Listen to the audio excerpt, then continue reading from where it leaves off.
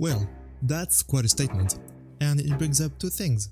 Firstly, yes, Faze is doing rather badly, very badly in fact. For several months now, it's been hard to recognize the team that used to be the most entertaining one.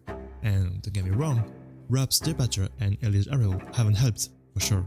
But Faze was already in a bad way with Raps, who quickly got back to his best with Vitality. So yeah, at Faze we are certainly looking at what changes need to be made, and in view of the players' recent performances, nobody's really safe.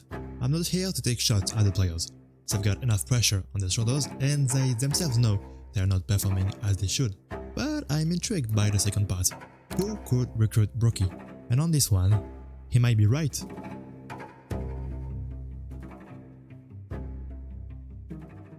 Let's start by taking a closer look at Broky's stats. Does he really underperform? Before comparing him to other snipers, let's compare Broky to Broky. In particular, let's look at the evolution of his rating, sniping, and in-game impact. On impact, which measures the impact made from multi-kills, opening skills, and clutches, Broky isn't performing well this season, without being horrible. To give a comparison, the average is 1.0, and Zayu is 1.47, but hey, that's Zayu.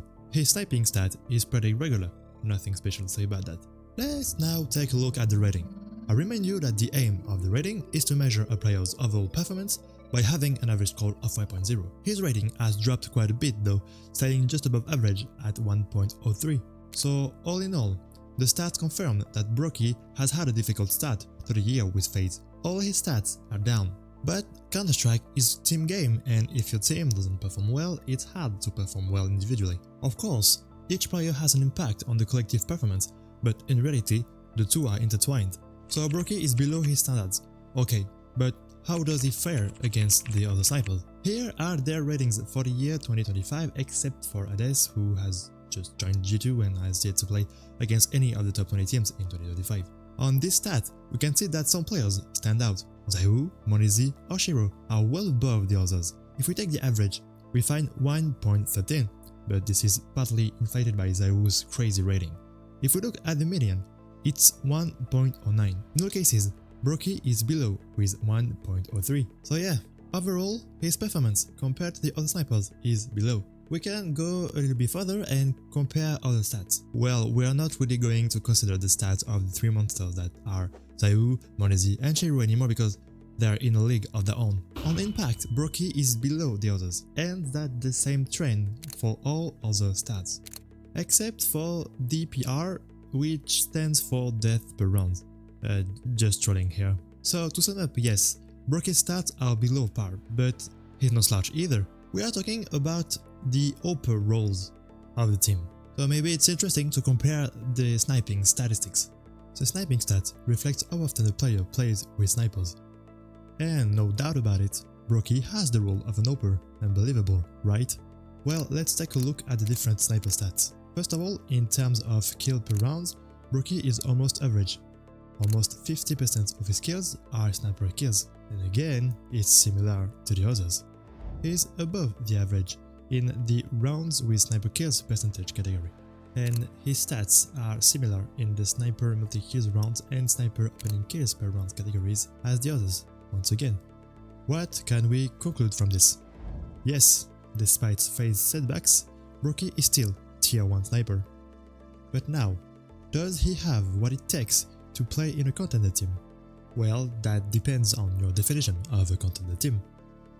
If we are talking about the three best teams at the moment, it's hard to imagine Vitality losing Zayu and Spirit losing Shiro. As we've just shown, their stats are far superior to those of the other tier 1 snipers, and it's also hard to believe that Mouse, with the form they're currently in, could trade Torchy, even if his stats are relatively similar to Broky's at the moment.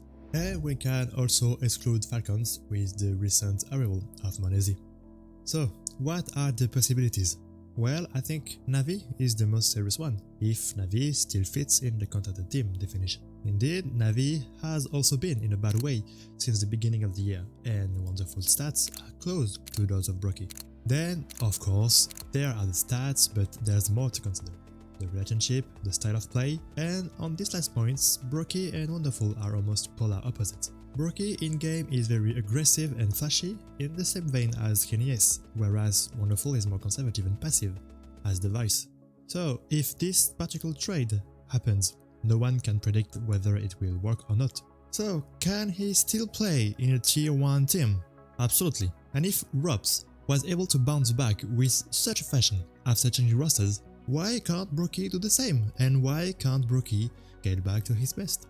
Broky is still a very good sniper. He belongs in a tier 1 team.